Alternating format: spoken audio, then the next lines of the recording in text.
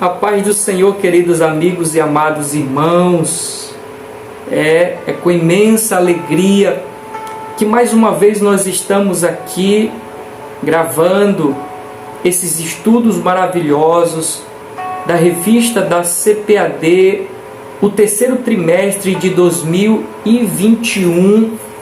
Lições essas que nós temos percebido estar sendo de grande valia e edificação para todos aqueles que têm assistido, e isso é uma grande alegria para nós, né? Isso faz com que nós tenhamos força para continuar então trazendo esses estudos, essas reflexões para o crescimento espiritual de todos aqueles que têm acompanhado cada videoaula. Então, nesse momento, eu quero desejar a você, querido amigo, amiga, irmãos em Cristo Jesus, um bom dia, uma boa tarde ou uma boa noite, dependendo do horário que você esteja vendo essa videoaula, ou uma boa madrugada também. Que Deus possa te abençoar rica e poderosamente, não somente a você, mas toda a sua casa.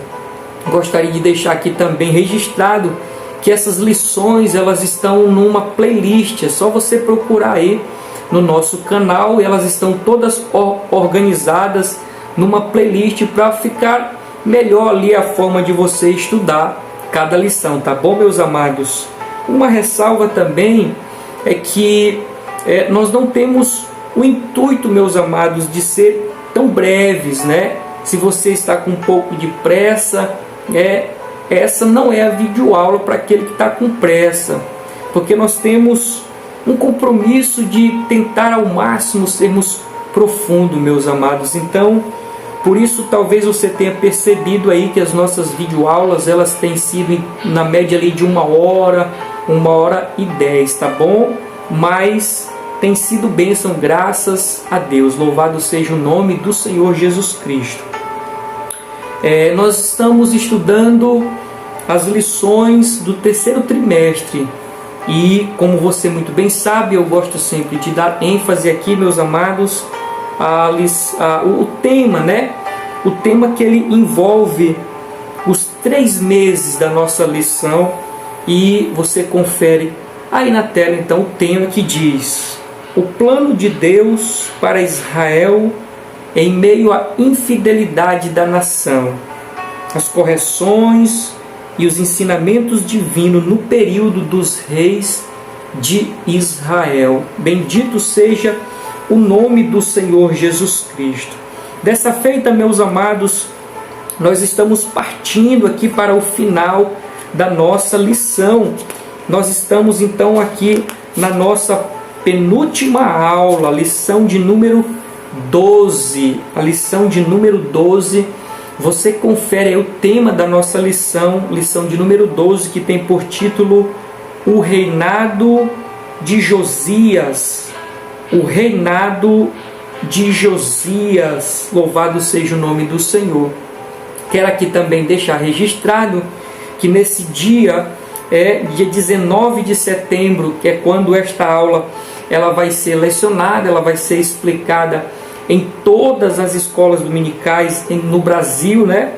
No dia 19 de setembro de 2021 é o Dia Nacional da Escola Dominical, e eu quero deixar aqui registrado, meus amados, essa festa, essa comemoração ao Dia Nacional da Escola Dominical, essa escola que é a melhor escola do mundo, na minha visão, porque eu sou fruto deste trabalho.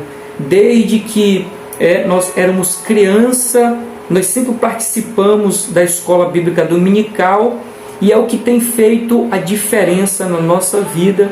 Por isso estamos de pé, porque nós podemos contar com esse recurso, essa ferramenta gloriosa da parte de Deus, que é a escola bíblica dominical, que não tem ali uma conclusão, uma formatura, né?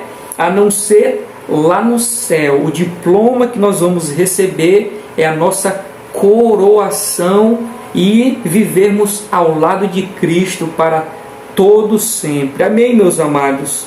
Nós vamos então aqui dar sequência naquilo que os irmãos já sabem, então, ressaltando os objetivos da nossa lição. Nós temos o objetivo geral e os objetivos específicos, que via de regra são 3. Você acompanha então na tela o objetivo geral, que diz: ponto A, o avivamento gerado por Josias. Esse então é o nosso objetivo geral. Os objetivos específicos você também acompanha aí na tela. O primeiro diz: evidenciar o encontro de Josias com o livro da lei.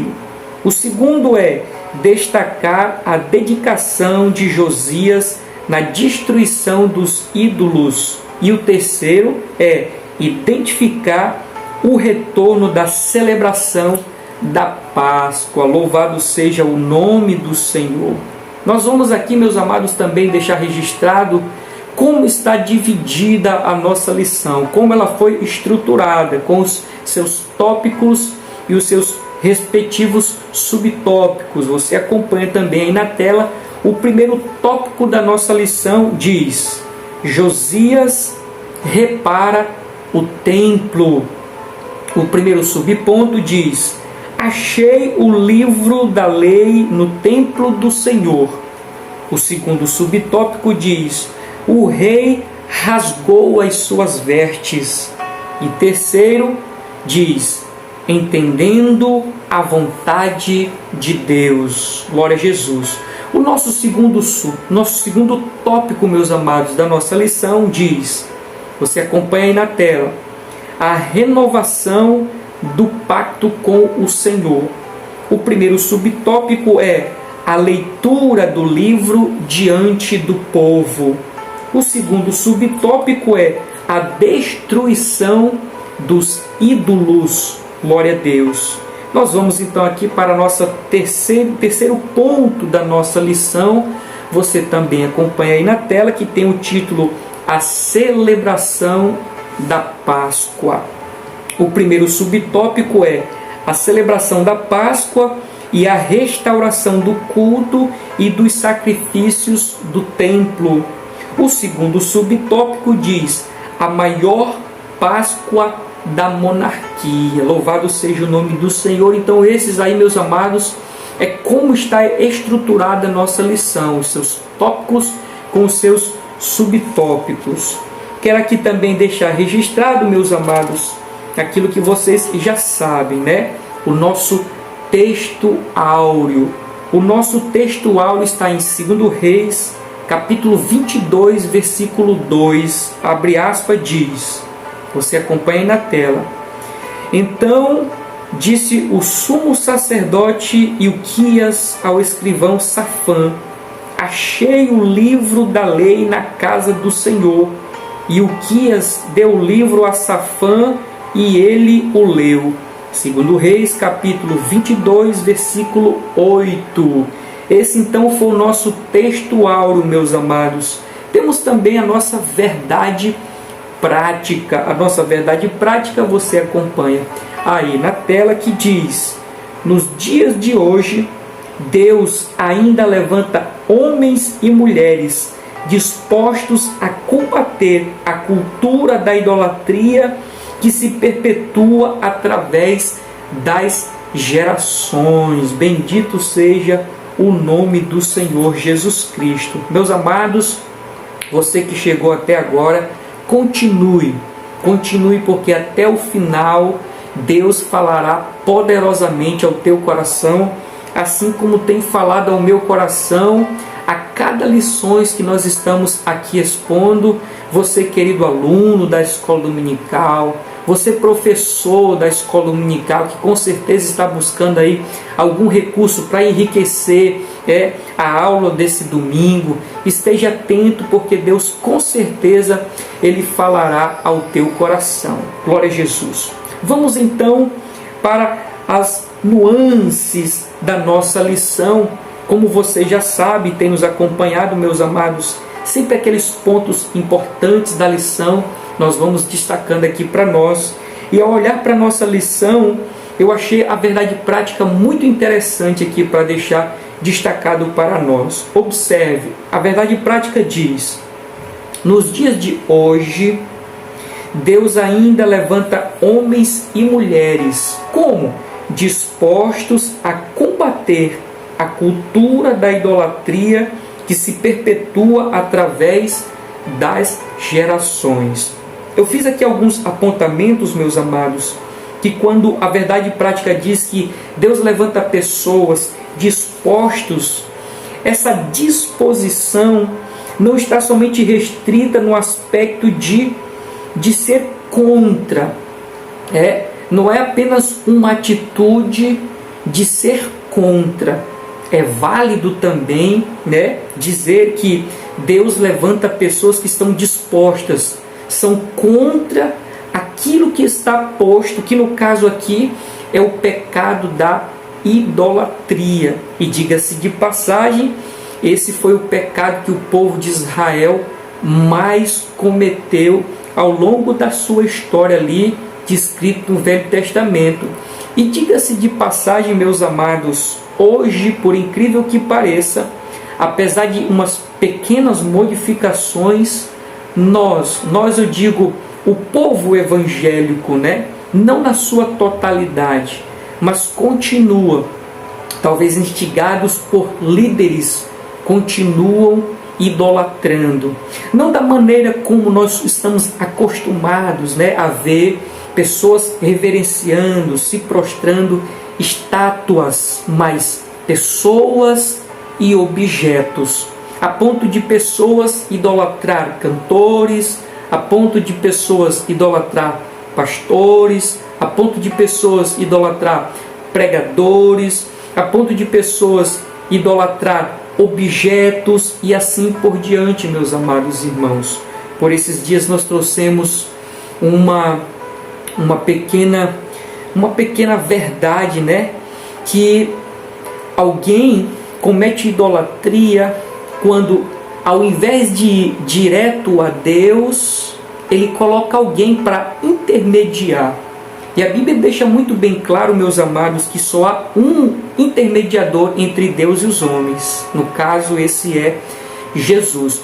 Então, tudo aquilo que eu coloco para intermediar, a minha ida até Deus, isso é idolatria também, é um conceito de idolatria. Então nós observamos o que, meus amados? Que as pessoas já não estão mais confiando em Deus. As pessoas confiam no óleo, as pessoas confiam na rosa ungida, as pessoas confiam no copo com a água. Então tem que ter um objeto, tem que ter alguma coisa materializado. Se você prestou atenção, na semana passada, na lição de número 11, nós falamos a respeito da dificuldade que nós temos em crer em Deus ou confiar em Deus, como Ezequias confiou. Por que nós temos dificuldades? Porque nós não o vemos, nós não enxergamos. Daí então a dificuldade de crer em Deus. Aí é que entra um outro erro também. É que as pessoas acabam colocando coisas, objetos para intermediar a nossa crença, a nossa fé. Então já não entra mais agora somente a questão da fé. Tem que ter um objeto ali para a gente estar vendo. E isso é idolatria, meus amados. Então pessoas já não mais nem acreditam em Deus diretamente. Tem que ter o óleo, tem que ter o sal, tem que ter areia lá não sei da onde, tem que ter a água lá não sei da onde. Isso é idolatria. E é o que nós estamos vendo. Então Deus levanta pessoas para combater isso daí, para fazer com que o povo seja chamado a atenção e se volte para Deus. Mas como eu coloquei aqui, essa questão de dispor-se a combater a cultura da idolatria não está somente ligado no aspecto de ir contra, mas tem um outro aspecto também, que é o aspecto de coragem, corajoso, destemido. É necessário ter coragem, é necessário ser destemido para para combater. Porque, querendo ou não, meus amados, nós estamos indo contra algo que a pessoa acredita veementemente, com todas as suas forças. E alguém chegar e dizer para ela, isso está errado. Alguém chegar para a pessoa e dizer, isso está incoerente com as Escrituras. Não é fácil. Precisa de fato ter bastante coragem. Como nós vemos o quê? Os profetas do passado. Uns foram, até jogados aonde? Dentro do poço. Porque eles foram ali combater o pecado do povo. E não era fácil. Assim como também não é fácil. Por isso que precisa, além de ir contra essa cultura da idolatria, Deus levanta homens corajosos para combater essa cultura da idolatria. Meus amados, ainda dentro da verdade prática, eu consigo destacar uma coisa interessante quando diz assim, combater, aqui no final da verdade prática, a cultura da idolatria que se perpetua através das gerações. Nós agora há pouco acabamos de citar que o pecado da idolatria era algo recorrente dentro do povo de Deus, ou no meio do povo de Deus. E contextualizei, trazendo para os nossos dias, essa mudança, talvez da forma, mas o ato em si continuando, que é a questão da idolatria de homens e objetos. E diz aqui a própria verdade prática, que essa é uma prática, que está perpetuada através das gerações. Eu coloquei aqui, meus amados, alguns pontos que diz, enquanto vivermos, sempre veremos essa questão da idolatria. Enquanto existir ser humano na terra, enquanto Jesus não vier buscar a sua igreja e der cabo de todas as coisas, quem foi para a condenação foi para a condenação, quem foi para o céu foi para o céu, mas enquanto isso não acontecer, sempre existirá a questão da idolatria, porque é algo que vai se perpetuando ao longo das gerações. E eu destaquei aqui, por que isso? Dentre tantas coisas, meus amados, que nós poderíamos citar aqui, eu me reservo em dizer apenas duas. A primeira é que é uma ação diabólica.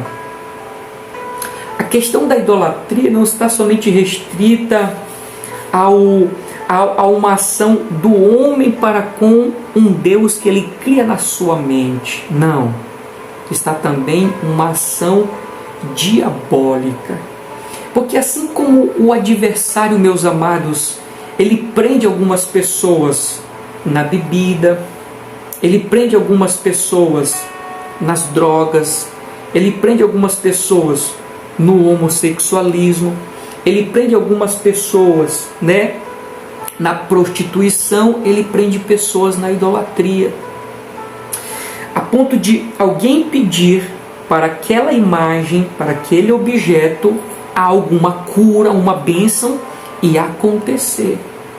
De maneira que a fé daquela pessoa sempre vai estar focada naquele objeto, naquela imagem.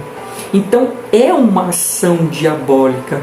E a Bíblia diz que existe por trás de toda e qualquer imagem demônios que estão ali atuando no sentido de fazer com que as pessoas estejam presas naquilo, transferindo a glória que era para ser para Deus, para aquele objeto.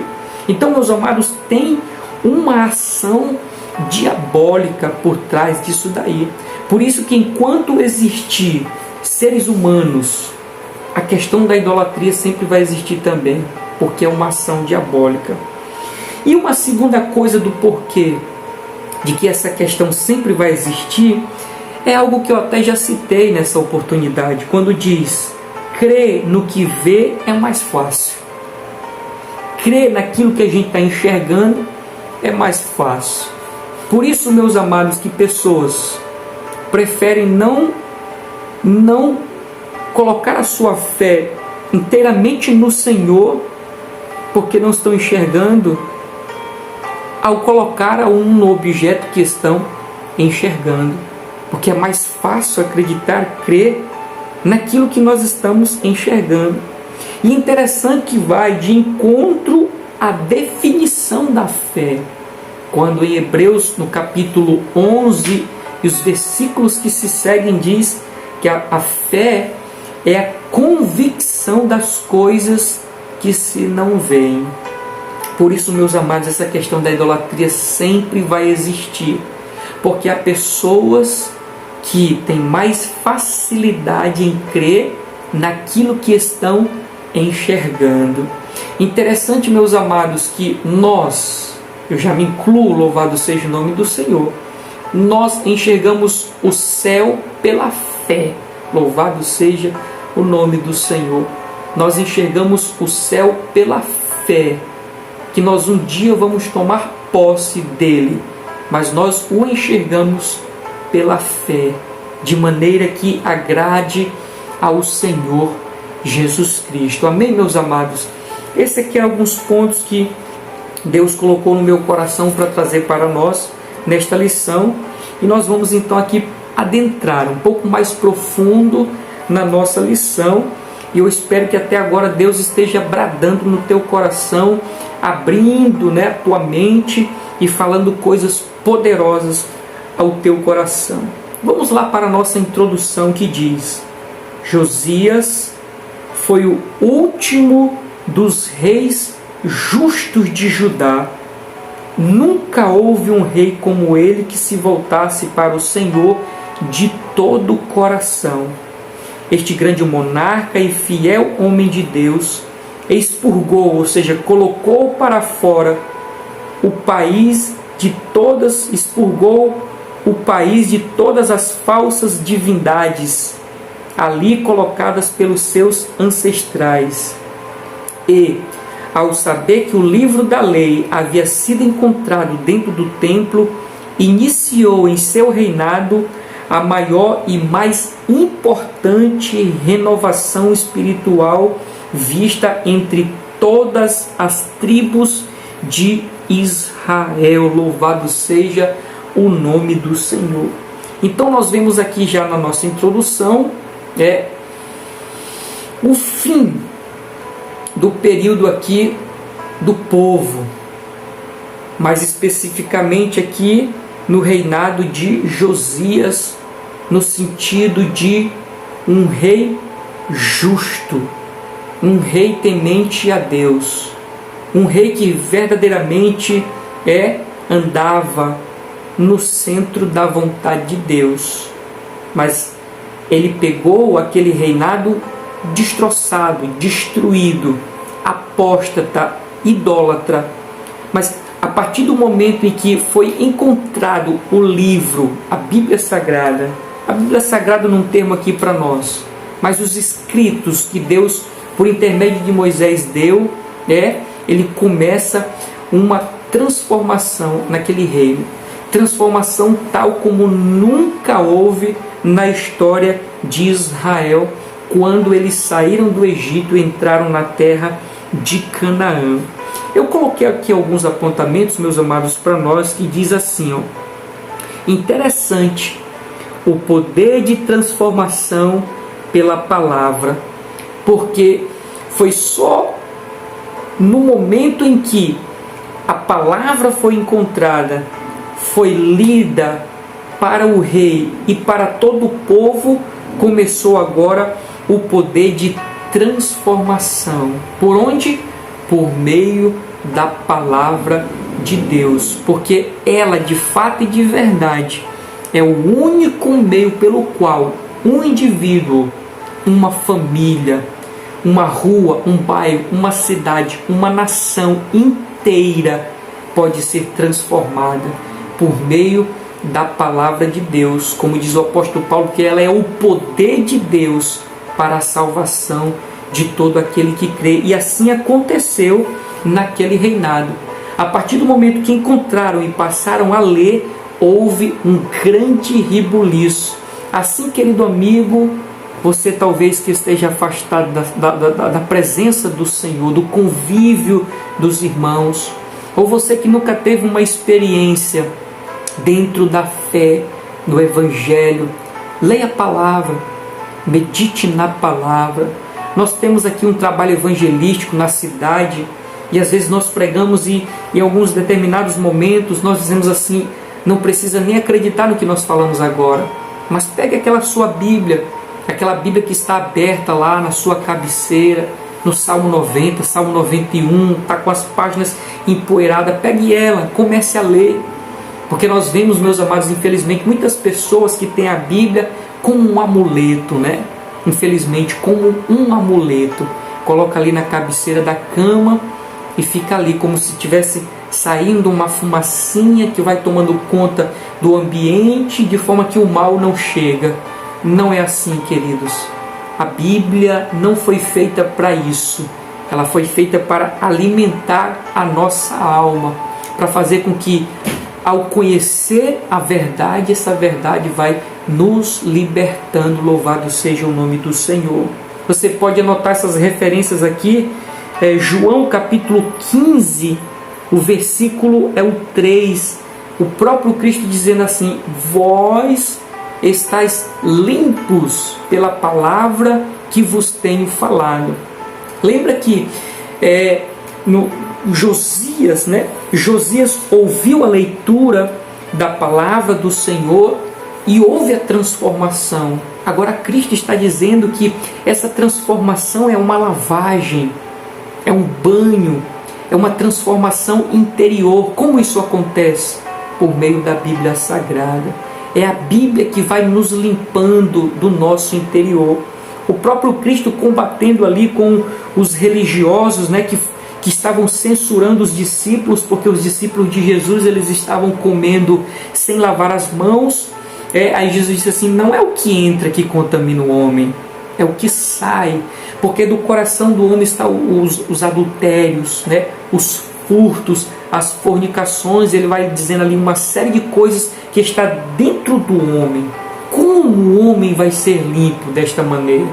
Porque, meus amados, você percebe que quando nós saímos de casa, fomos para o trabalho e voltamos, dependendo do trabalho, sujo, com as nossas vestes sujas, basta tirar, botar na máquina, bota uns produtos, daqui a pouco ela sai lavada.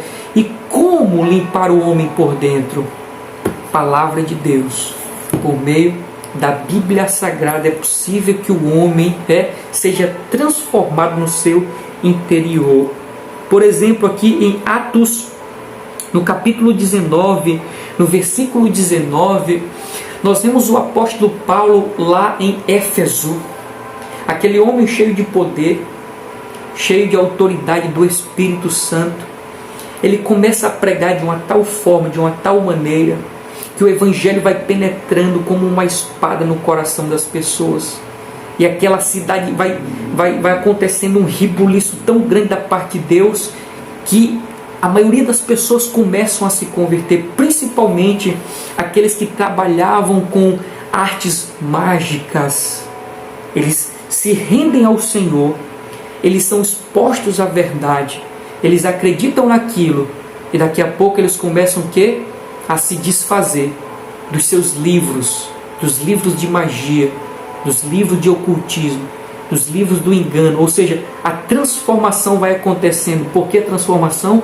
Porque o apóstolo Paulo pregou a palavra de Deus. Porque só por meio da palavra, meus amados, é quando tem a transformação. Louvado seja o nome do Senhor. Amém? Está maravilhoso? Vamos continuar, que tem muita coisa ainda aqui para nós. O primeiro ponto diz: Josias repara o templo.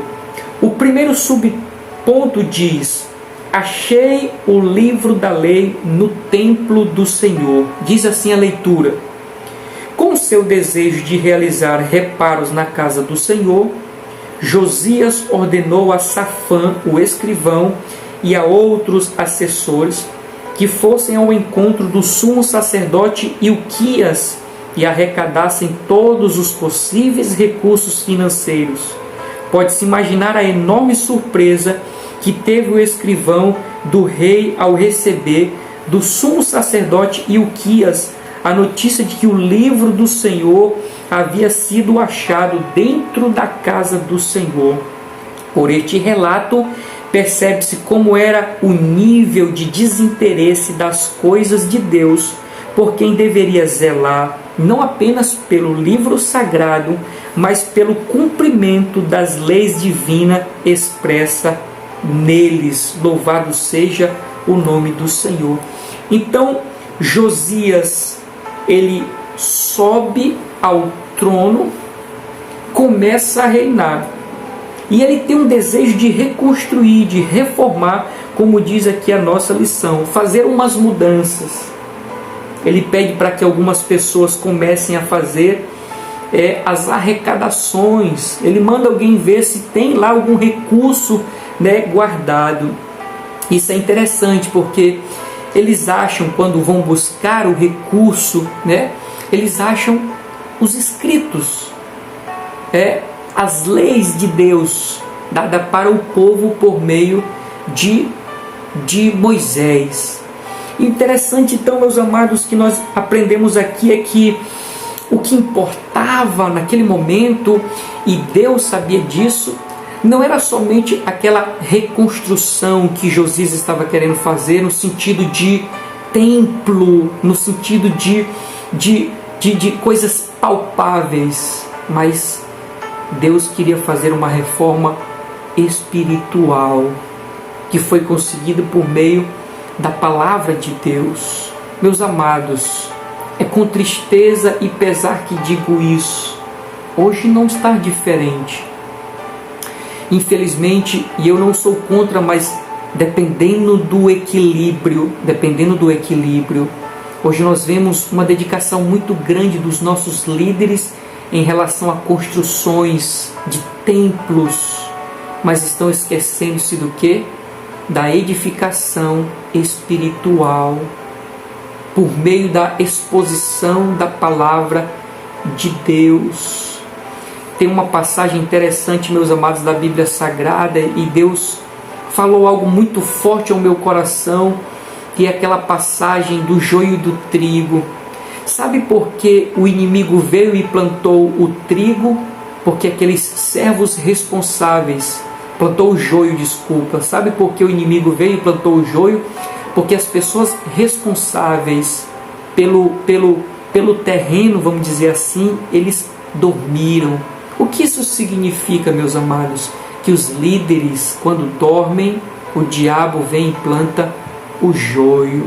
Quando os líderes mudam o foco, quando os líderes perdem as prioridades, o inimigo acaba plantando, semeando o joio. E é o que nós estamos vendo, meus amados. Por exemplo, esquece das missões em detrimento, ou em detrimento às missões, constrói-se templos, Esquecem-se da essência de uma igreja, que é a pregação, a evangelização, fazer missões para construir templos. E há quem diga que missões é a essência ou a natureza de uma igreja. Se não tiver missões, essa organização não é uma igreja, mas apenas uma organização, porque missões é a essência da existência de uma igreja.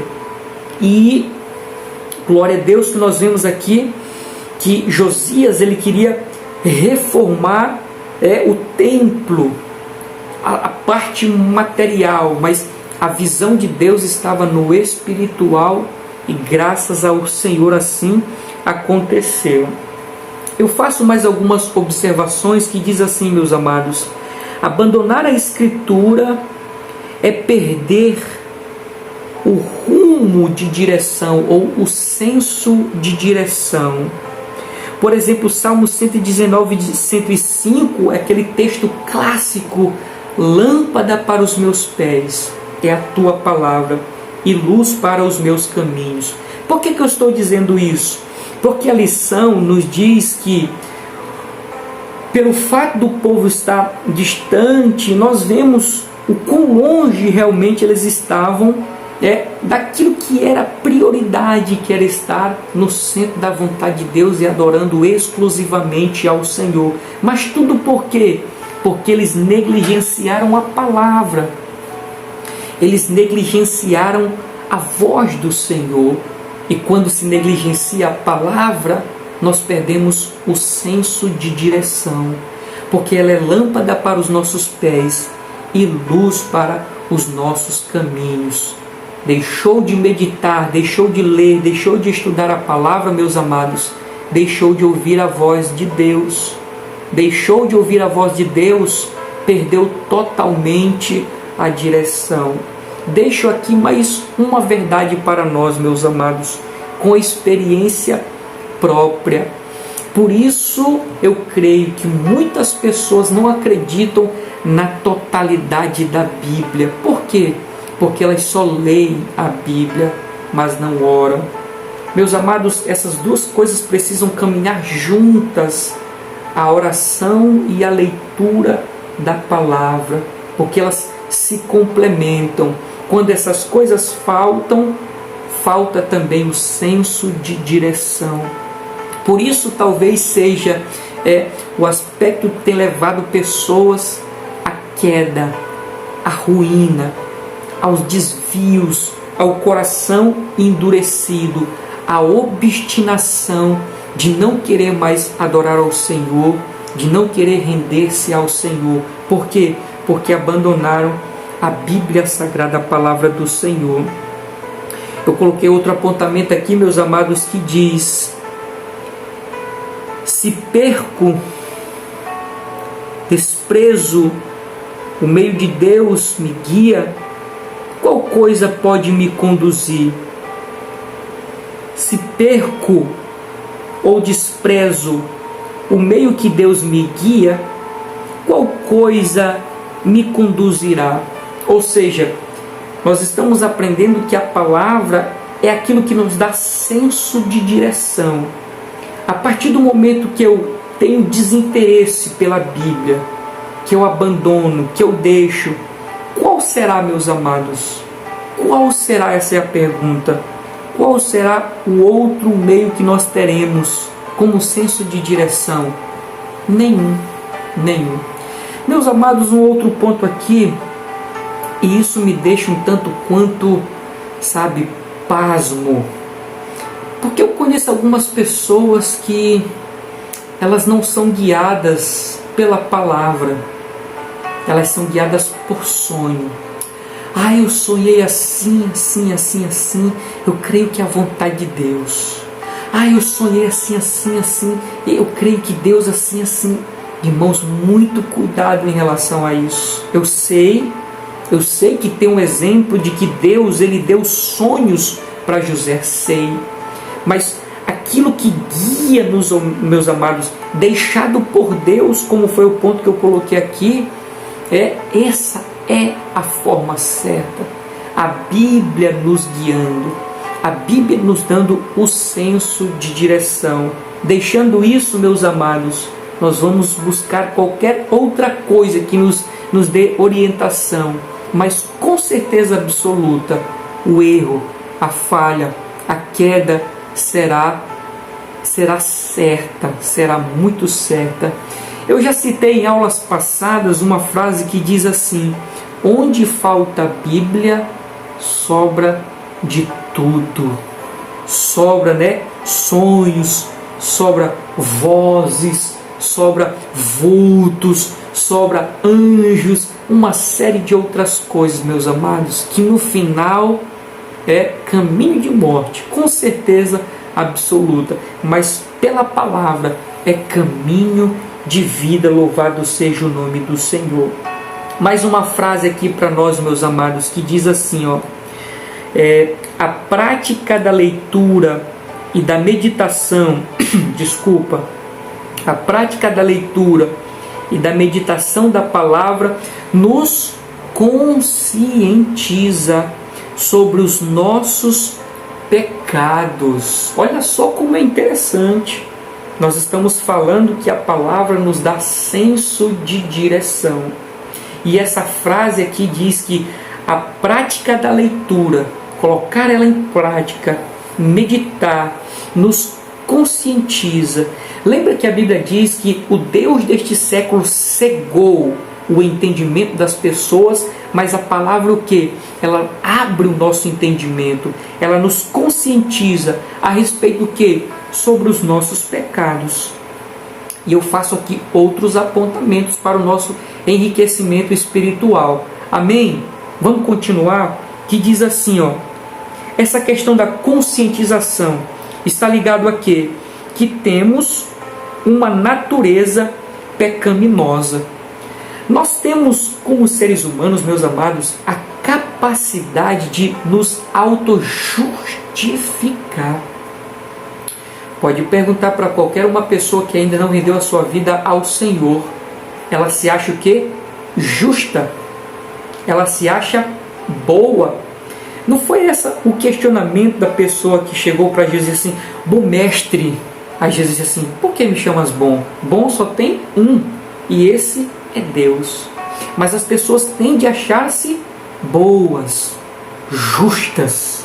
E nós corremos esse risco, meus amados, de vivermos nessa autojustificação, de acharmos que somos bons. Mas quando nós lemos a palavra, o que é que ela diz? Ela nos conscientiza de que nós temos uma natureza pecaminosa. É como se algo estivesse dentro de nós dizendo, tu é pecador, tu é falho, tu é pequeno, tu é inconstante, o teu coração não deseja Deus, o teu coração deseja as coisas do mundo. Porque a Bíblia, meus amados, é como um espelho que nós olhamos, quando eu abro, que eu olho, eu vejo que realmente eu sou um pecador. Se eu negligencio isso, eu sou bom, eu sou bonzinho, eu sou justo, Deus não vai me condenar, Deus isso e aquilo outro. Não, queridos, é pela palavra de Deus. Então a palavra de Deus nos conscientiza de que nós somos pecadores. E outra, que nós não somos dignos do céu.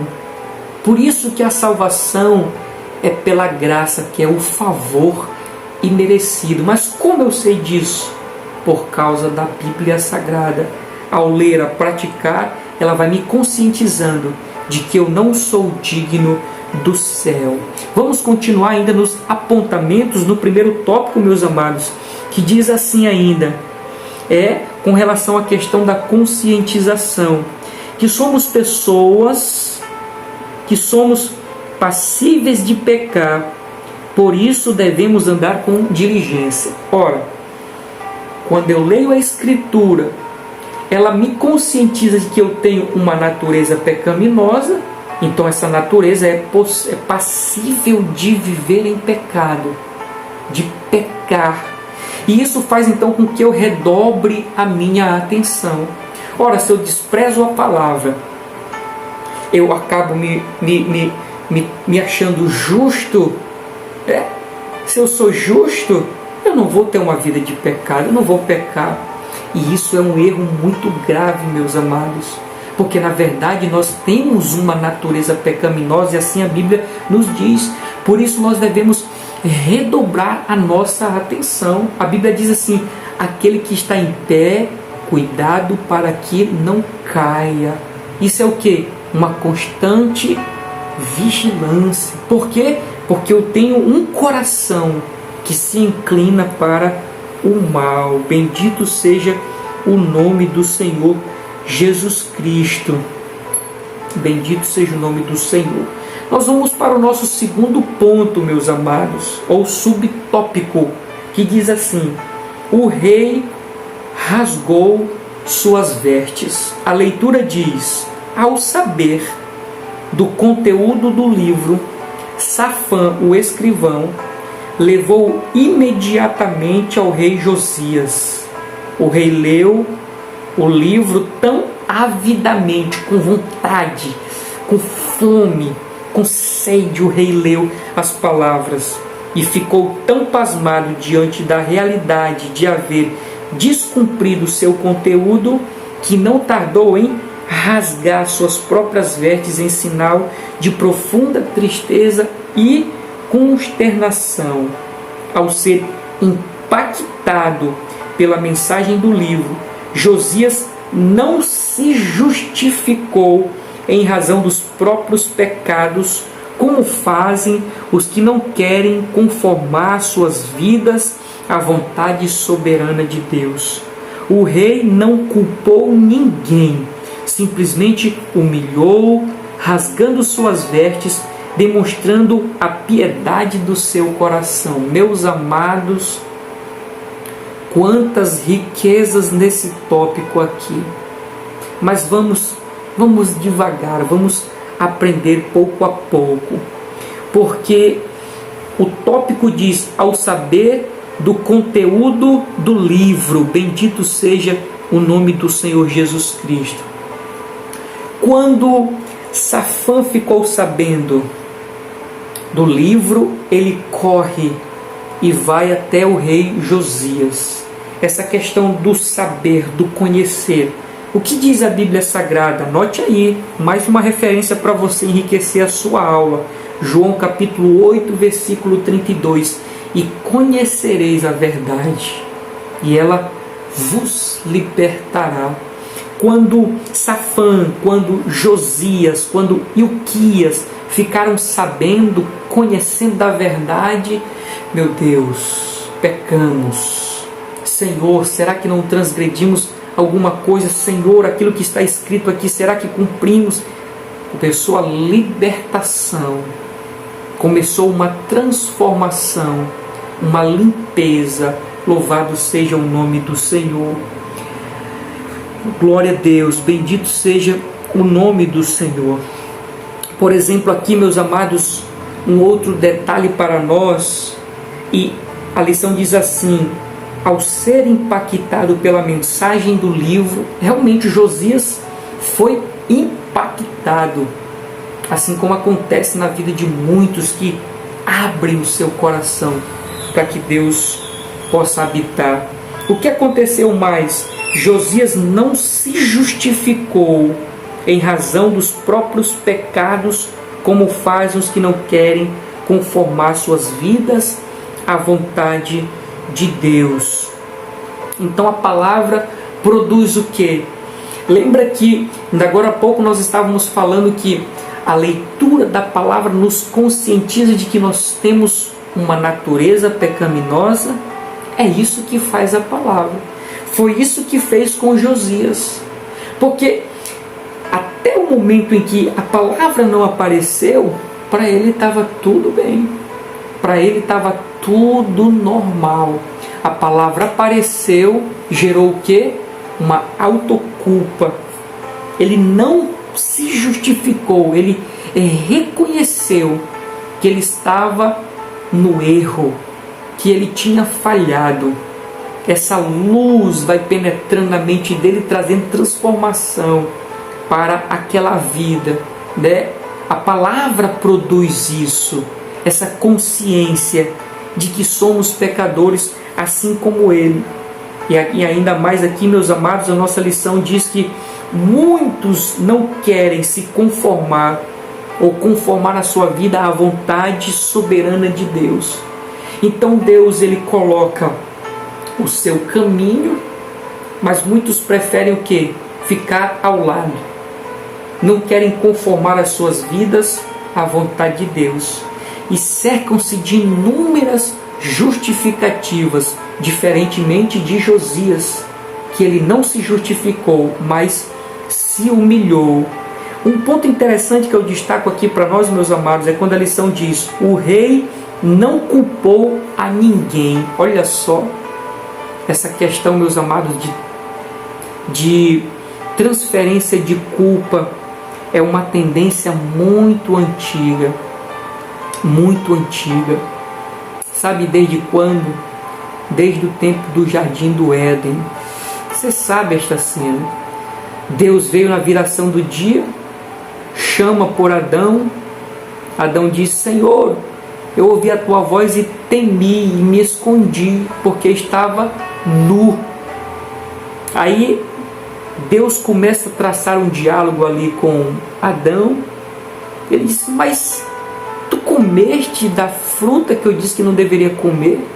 Aí ele começa dizendo assim: a mulher, olha, apontando, não, Senhor, não foi eu, mas a mulher que tu me deste. Ele culpou a mulher, ele culpou a Deus, mas ele nada, ele não fez nada. Aí Deus vai até a Eva, e a Eva diz assim: a serpente. Não, Senhor, não foi eu, foi a serpente. Você observa, irmão, que desde que os homens, no seu nascedouro ali, já tem essa característica, essa tendência de querer culpar os outros e não culpar a si mesmo. Deus, certa feita, me deu uma mensagem muito interessante para aqueles que se desviam. Pode prestar atenção, meus amados. Talvez você seja um desses, né? E eu lhe amo. Em Cristo eu lhe amo. Digo isso com amor. Mas a maioria das pessoas que abandonam a fé, que saem da igreja, que não querem mais compromisso com o Senhor, eles sempre tendem a culpar alguém. Foi o pastor, foi o líder, foi o regente, foi a irmã, foi o irmão. Mas entenda, querido, a lógica de Deus é diferente da nossa. Talvez você com seu argumento consiga me convencer, mas não consegue convencer a Deus. E algo mais interessante que Deus falou no meu coração, e eu quero deixar aqui registrado, é que quando Adão disse: Senhor Deus, a mulher que o Senhor me deu, eu pergunto, ele estava falando a verdade, Adão? Estava. De fato foi a mulher, Deus que deu Eva para ele. E foi por culpa dele que ela comeu de fato. Por culpa não, mas por influência dela ele comeu. Quando Deus vai até Eva e a Eva diz: foi a serpente, eu pergunto, ela estava falando a verdade ou mentira? Ela estava falando a verdade. Mas o que aconteceu no final? Cada um levou a sua sentença, mesmo falando a verdade. Mas para Deus, ou porque para Deus, meus amados, não tem desculpas, não tem justificativas. É da maneira como Ele estabeleceu. Não comeu do fruto, fica no jardim. Comeu do fruto, falou a verdade, mas está fora do jardim. Talvez, meu amigo, minha irmã, você que esteja vendo esse estudo, está distante, volte. Não fique, achando que Deus no final vai se compadecer do seu argumento. Não vai, querido, não vai, minha irmã. Volte enquanto há tempo. Perdoe as pessoas que um dia lhe feriram. Perdoe aquele líder que talvez tenha falado uma palavra, tenha feito alguma coisa que você não tenha gostado. Volte para a casa do Senhor. Volte para a presença do Senhor. Volte a sentir aquela alegria no seu coração que você sentia em comunhão com os irmãos ali cantando os hinos, chorando na presença do Senhor, falando em mistério. Volte. O Pai está de braços abertos para lhe receber. Não fique sentado, montado nessa justificativa de que você está fora da igreja por causa de A, por causa de B, por causa de C, porque Deus não vai levar em consideração, mas Ele está te esperando. O amor dele continua o mesmo por você. Está maravilhoso, não está, meus amados, nossa lição? Mas vamos mais adiante para o nosso segundo ponto da nossa lição, que diz: a renovação do pacto com o Senhor. O primeiro subponto diz: a leitura do livro diante do povo. Foi ali Safã e Uquias, acharam o livro, foram até o rei Josias, leram. Josias foi impactado por aquela palavra. Nesse impacto eles resolveram agora ler diante do povo, que é a leitura que nós vamos fazer agora. Acompanhe. Josias, como um líder zeloso pelo cumprimento da palavra de Deus, sabia que a reforma não teria êxito se todos não se envolvessem. Por isso convocou todas as autoridades de Judá e Jerusalém e todo o povo, do mais simples ao mais importante, para se reunirem no templo do Senhor e ouvirem a palavra de Deus. Ouvindo a mensagem, o povo preparou o coração para uma nova aliança com o Senhor. O verdadeiro avivamento começa com a escuta da palavra de Deus. Louvado seja o nome do Senhor. Glória a Deus. Quando a Bíblia passa a ser ouvida com seriedade, o coração quebrantado, a nossa vida é avivada e o Espírito Santo faz morada. O avivamento por meio da palavra é duradouro. Glória a Jesus, bendito seja o nome do Senhor. Então nós temos aqui esta cena. O rei, juntamente ali com Elquias e Safã, chamam todo o povo, né? Seja de Jerusalém, seja de Judá, do mais simples ao mais pomposo. Está ali todo o povo diante deles. E a revista diz que há essa necessidade da união, da aproximação, para que haja a transformação. E foi lida ali a mensagem e aquele povo foi impactado. E eu deixo aqui alguns outros pontos para nós, meus amados. Tem muita coisa aqui ainda, em nome de Jesus. Vamos lá. O verdadeiro, diz a lição, o verdadeiro avivamento começa com a escuta da palavra de Deus. Aqui começa a confusão.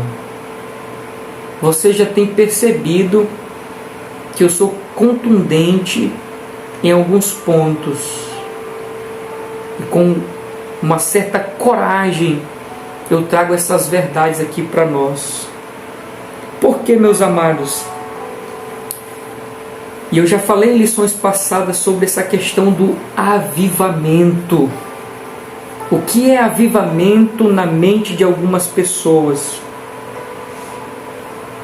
É um ajuntamento de pessoas, seja num congresso, seja numa festa, que dura uma noite, 2 noites, depois disso, acabou-se. Algumas pessoas nessas reuniões gritam, choram, rodopiam e dizem que isso é avivamento. Interessante que a lição diz o verdadeiro avivamento. Se tem o verdadeiro, tem o falso. Como é que o verdadeiro avivamento é produzido? Quando a palavra ela é escutada ou pregada. Meus amados, dentro dessa lógica tem até uma certa história de que um irmão muito empolgado foi para um culto e saiu de lá, se encontrou com um amigo dele e disse: irmão, o culto foi de poder. Pense num culto abençoado, irmão. O culto de glória, de poder. Aí o outro irmão disse assim: foi mesmo, irmão? Foi, irmão, culto de poder. Mas, irmão, assim, o outro perguntando, né? Mas, irmão, e assim, o que foi que o pregador disse lá? Assim, um ponto interessante que o senhor achou que o pregador trouxe. Ele disse: irmão, eu não sei. Eu só sei que o culto foi de poder. Ora, irmãos, imagine se isso tem lógica, uma coisa dessa. Porque nós estamos aprendendo que uma reforma, uma transformação aconteceu quando a lei foi lida, quando a palavra foi lida. E hoje não será diferente. O avivamento genuíno só será produzido quando a palavra verdadeiramente for pregada.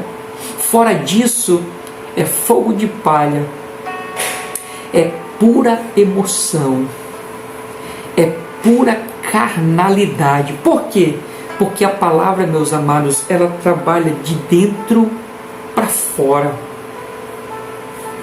O falso avivamento é de fora para dentro, é momentâneo, é só um instante, é só na emoção. Por isso aqui começa a questão da confusão.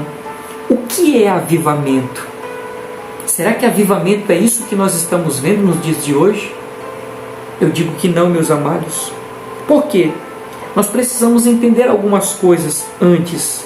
Avivamento, meus amados, segundo Lucas 24:49, é um revestimento de poder. O que é avivamento? Revestimento de poder. É isso. De maneira bem simples, o que é avivamento? Revestimento de poder. Só que para receber esse revestimento de poder, tem alguns passos que é aquilo que eu chamo de características. Por exemplo, meus amados, preste bastante atenção aqui comigo. As características de um verdadeiro avivamento. Em Atos, no capítulo 1, versículo 4, diz que eles deveriam ficar em um determinado lugar até que. O que significa? Tempo. Significa que um avivamento ele é produzido dentro de um tempo. Observe que houve o avivamento no tempo de Josias enquanto a palavra estava sendo lida. Nós vemos o que? Os avivamentos de hoje sendo produzidos de um dia para a noite. No momento ali de um culto. Culto esse feito especificamente para aquilo. Para que haja um batismo com o Espírito Santo e assim por diante. Esse é o avivamento. E nós vemos que no tempo ali de Atos dos Apóstolos, eles ficaram alguns dias buscando a presença do Senhor. Uma outra característica do verdadeiro avivamento, meus amados, está em Atos capítulo 2, versículo 2. Ele vem do alto. Ouviu um som do céu vindo do alto. O genuíno avivamento, ele vem do alto. Por que eu digo isso, meus amados? Porque nós vemos o avivamento sendo produzido pelo homem e não mais por Deus. A começar pela produção do culto.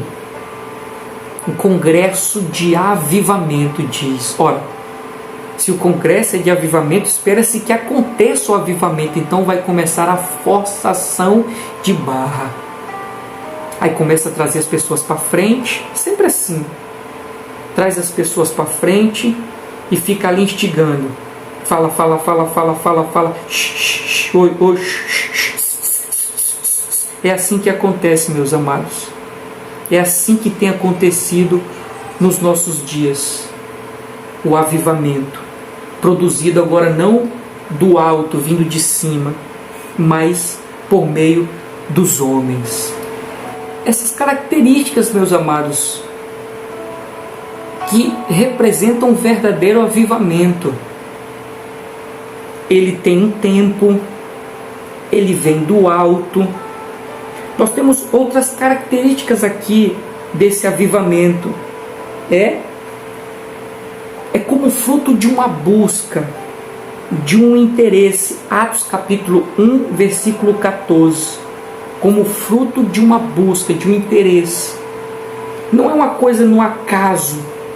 Quantos congressos de jovens vemos, monta-se o culto de jovem, o congresso de jovem, uns ali até meio que perdidos no meio da multidão, chama-se aqui para frente, e começam ali aquela forçação de barra, pronto, houve o avivamento. Mas é totalmente diferente do que aconteceu na igreja primitiva. Eles estavam no cenáculo reunidos e buscavam, eles tinham interesse daquilo. Uma outra característica, meus amados, é que era perseverante. Tinha todas essas características que eu estou dizendo agora, está em Atos no capítulo 1, versículo 14. Fruto de uma busca, um desejo, era perseverante, havia uma perseverança. Eles ficaram alguns dias perseverando, buscando aquela promessa que estava lá em Joel. Uma promessa que tinha sido feita lá por Joel. Por isso eles estavam persistindo naquilo. Uma outra coisa que nós identificamos, meus amados, como característica de um genuíno avivamento, é que eles estavam unidos. Você viu que Josias, ele uniu o povo, as autoridades de Judá e Jerusalém, todo o povo junto. Só há avivamento onde tem união. Só há avivamento onde tem unidade. Onde o povo está junto. Porque eles estavam ali no cenáculo todos juntos, diz a palavra. Uma outra coisa, meus amados, que nós identificamos é a questão da oração, súplica. Oravam, diz a palavra, oravam, suplicavam. Só que essa oração, queridos, não está somente restrita na questão da petição. Oração está interligado com santidade. Alguém que ora é alguém que está em santidade. Alguém que ora é alguém que está buscando santificação. Por isso, meus amados, que é falho esse avivamento que vivemos hoje. Porque é tudo no supetão. É tudo de uma hora para outra. No estalar de dedo. Estamos avivados. Não é assim. Para ser avivado é uma vida santa. Quando fala-se de humilhação, quando fala-se de oração, fala-se de humilhação. Alguém que se humilha, alguém que se quebranta. Alguém humilhado não é alguém que é prepotente, arrogante, soberbo. Não. É alguém que baixa a cabeça, que se humilha, que reconhece: Senhor, eu sou nada, mas estou aqui. Quero mais de Ti. E o avivamento, ele produz transformação, como é o que nós estamos falando aqui desde os primeiros comentários nossos. Aí você vê jovens que estão ali no movimento, no mover, dizendo estar cheios do Espírito Santo, mas lá fora acabou o culto, estão nas mesmas práticas, palavras indecentes, histórias diferentes, talvez mocinhas se amassando pelos escuros, e viveram um avivamento. Estamos longe, queridos. Não impossível, mas em contraste com o verdadeiro, genuíno avivamento, nós estamos longe, mas é possível. Como? Por meio da palavra de Deus. Eu digo mais, meus amados, que o genuíno avivamento não somente tem algumas características, mas ele tem propósitos. E quais são os propósitos do genuíno avivamento? 2. Transformação. Um jovem que falava palavrão, mesmo da igreja, mas falava palavrão, não fala mais. Assistia filmes indecentes, não assiste mais. Tratava mal os seus pais, agora não trata mais. Era um mau aluno na escola, agora não trata mais, não é mais. Era um irmão que comprava e não pagava, agora paga as suas dívidas. Era um irmão que tinha pensamentos impuros, agora não tem mais. A transformação, meus amados. O genuíno, o verdadeiro avivamento, a transformação. E aquilo que eu considero muito evidente no verdadeiro e genuíno avivamento, o que? Resulta na evangelização. Todo genuíno avivamento, toda pessoa que se diz avivada é uma pessoa que evangeliza, é uma pessoa que faz missões, é uma pessoa que fala de Jesus para as outras pessoas. Porque o que é avivamento? É revestimento de poder, é ser cheio de Deus. Qual o sentido de uma lâmpada que está aqui em cima? Ter energia, que é o Espírito Santo. Não acender para clarear. Qual o sentido? Não tem como. Uma lâmpada dessa, ela não guarda energia. Ela recebe energia e espalha. Assim é um crente avivado, cheio do Espírito Santo. Ele recebe, ele espalha.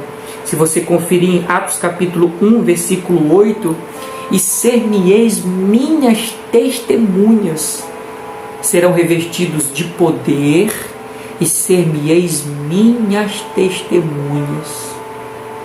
Isso é o genuíno e verdadeiro avivamento, que tem como não somente característica, mas propósito a transformação da pessoa e a evangelização. Ora, se nós estivéssemos vivendo, meus amados, um genuíno avivamento aqui no Brasil, não teria mais nem descrentes, pessoas ímpias. Mas como não é, estamos vivendo a criminalidade aumentando, a crueldade aumentando, onde a luz chega, as trevas são dissipadas. Como a luz não está chegando, como esse não é um verdadeiro avivamento, as trevas só tendem a aumentar.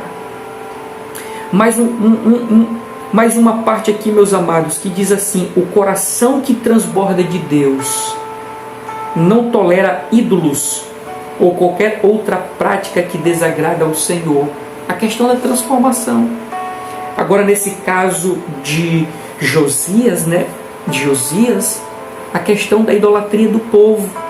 Quando eles ouviram a palavra, jogaram tudo fora, abriram mão, quebraram tudo, arrebentaram tudo. Porque um coração que está cheio de Deus não tolera ídolos, não tolera pecado. Um coração cheio de Deus, ele não quer viver mais a vida medíocre espiritual que ele estava vivendo. Ele é diferente. Louvado seja o nome do Senhor. Vamos mais adiante, meus amados. O segundo subtópico diz assim: a destruição dos ídolos. No início da sua reforma, quando tinha completado 8 anos de reinado, o rei Josias reparou o templo, tirando todos os utensílios que tinham sido feitos para Baal. Além disso, ele expurgou as imundícies idolátricas de todas as cidades de Judá, e só voltou a Jerusalém quando todo o trabalho de limpeza havia terminado. O coração de Josias fervia em amor pelo Deus de Abraão, tão ultrajado pelo seu povo. Está aqui mais uma característica de um genuíno e verdadeiro avivamento: a transformação, a mudança.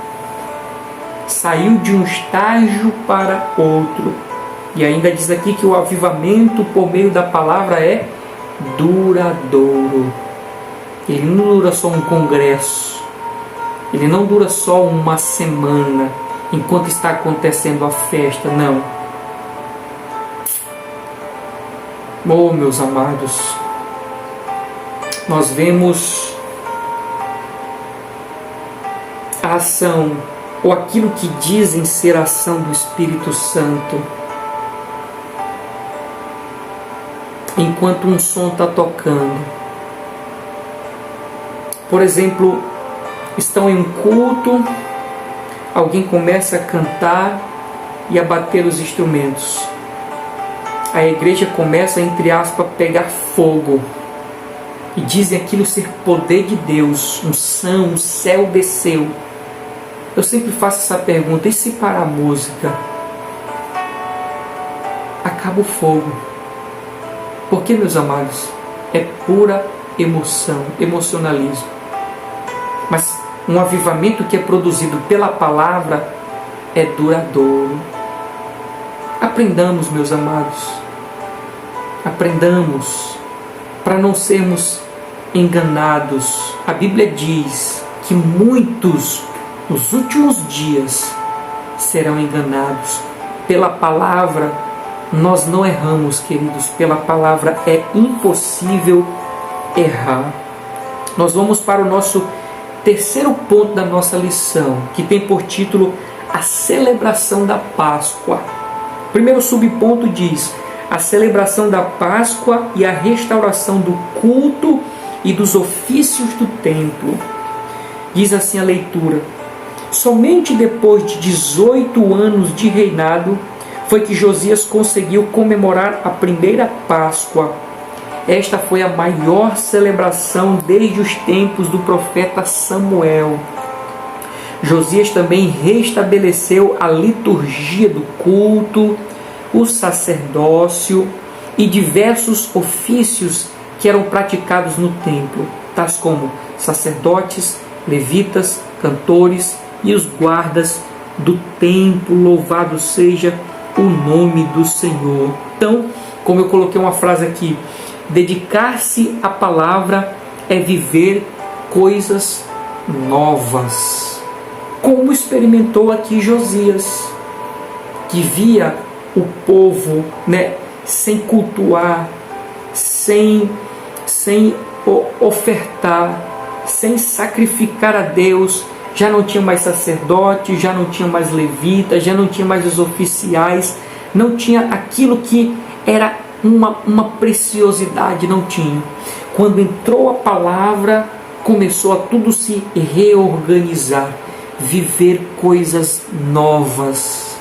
E como é glorioso, meus amados, por meio da palavra, quando nós nos dedicamos, nós vivemos literalmente coisas novas, coisas gloriosas. Quer experimentar coisas novas? Mergulhe na palavra e você verá, querido amigo e irmão, coisas gloriosas acontecerem na tua vida. Tudo por conta do mergulhar na palavra do Senhor Jesus Cristo. Vamos para o nosso segundo subtópico, que diz: a maior Páscoa da monarquia. A Páscoa era uma das maiores festas do povo de Israel. Relembrava a proteção divina e o livramento da escravidão do Egito. Deveria ser sempre festejada, pois permitiu o povo que recordar as obras que o Senhor realizara no passado. No entanto, devido ao pecado, o povo se esqueceu dos feitos e promessas de Deus. Eu vou ler mais o restante, depois eu trago os pontos para nós. Após achar o livro da lei do Senhor, derrubar os altares a deuses pagãos e destituir os sacerdotes que realizavam tais abominações, Josias deu ordem para que o povo retornasse à celebração da Páscoa ao Senhor. Ele realizou o maior festejo do seu tempo. Nunca houve Páscoa tão fervorosa. Então nós vemos o que, meus amados? Que o povo já não celebrava mais absolutamente nada, a começar estar voltado para Deus. Que dirá lembrar de comemorar Páscoa? Páscoa essa instituída quando o povo estava saindo do Egito. E toda vez que eles celebravam essa Páscoa, eles relembravam daquele tempo que foram escravos no Egito, mas que também foram libertados com mão forte pelo Deus Todo-Poderoso. Só que eles esqueceram disso. Interessante, meus amados, que o salmista diz, rogando a alma dele, ele diz mais ou menos assim, que a alma dele não viesse se esquecer de nenhum dos benefícios do Senhor. Ele clamando pela alma dele. Por que, meus amados? Porque essa é uma das características também do ser humano, esquecer. Se você for prestar atenção, quando o povo sai do Egito e eles estão caminhando no deserto, daqui a pouco eles constroem o bezerro de ouro e diz: esse é o Deus que tirou vocês do Egito. Mas quando que foi aquele bezerro? Foi a mão poderosa de Deus, mas eles já tinham se esquecido. Daqui a pouco a Bíblia diz também que eles estão comendo maná, estão enjoando do maná, das codornizes, e eles lembram o quê? Do pepino, eles lembram da cebola, eles lembram do legume lá do Egito, mas se esqueceram que estavam vivendo como escravos, porque o ser humano esquece, principalmente dos favores de Deus. O ser humano esquece do favor de Deus. E essa Páscoa, ela servia como um memorial, uma festa que os fazia lembrar dos feitos do Senhor. Hoje nós celebramos uma festa, uma instituição dada pelo próprio Deus, que é a Santa Ceia. E assim como a Páscoa tinha o propósito de fazer o povo lembrar de que Deus tinha feito coisas grandes no Egito, tirando eles com mão forte, a Santa Ceia também representa para nós a morte do Senhor. A Bíblia diz: fazei isso em memória de mim, e assim estarão anunciando a morte do Senhor até que Ele venha. Querendo ou não, meus amados, de fato, a celebração da Santa Ceia faz com que a gente lembre do tempo que nós estávamos, não no Egito, mas no mundo, no pecado, na lama, no lodo, no charco do lodo do pecado. E Deus, como um forte, nos tirou de lá, por meio da sua morte na cruz do Calvário. E hoje nós somos novas criaturas em Cristo Jesus. Mas ao celebrar, nós lembramos de onde nós estávamos, mas agora onde nós estamos e para onde nós vamos, que é a Canaã celestial. Louvado seja o nome do Senhor. Concluindo aqui, meus amados, mais um ponto, diz assim: a Páscoa é uma das mais importantes celebrações da Bíblia. Tais celebrações são fundamentais para nos lembrar dos feitos do Senhor. Louvado seja o nome do Senhor. Nesse momento, meus amados, nós vamos para a conclusão da nossa lição de hoje, que diz assim: Josias fez uma limpeza geral em Israel, eliminando todas as formas de idolatria instituídas pelos reis que o antecederam, inclusive o rei Salomão.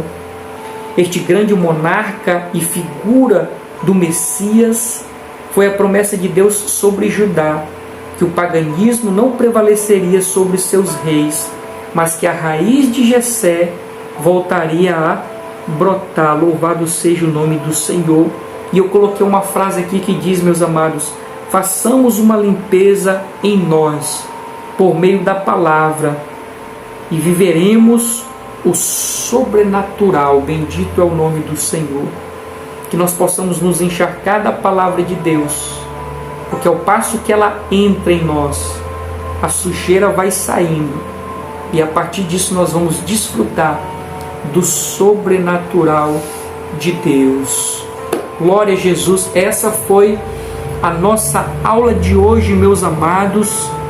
Espero ter sido de grande valia para a sua vida e edificação espiritual. Se você tem gostado, meus amados, desse estudo, nos ajude. Você pode se tornar um parceiro nosso desta obra, de maneira a nos dar força para continuarmos, e assim também que esse estudo possa alcançar mais e mais pessoas, e outras pessoas sejam também, assim como eu e você, sejam edificados. Então, você que não é inscrito no nosso canal, se inscreva no canal, dê o seu like, deixe o seu comentário, coloque aí algumas sugestões para nós, coloque sua dúvida aí, e na medida do possível nós vamos estar respondendo também, Que Deus abençoe. Até a próxima lição, em nome de Jesus, e se assim o Senhor permitir, que Deus abençoe sua vida, a sua família, a sua casa, para todo sempre. Amém e amém.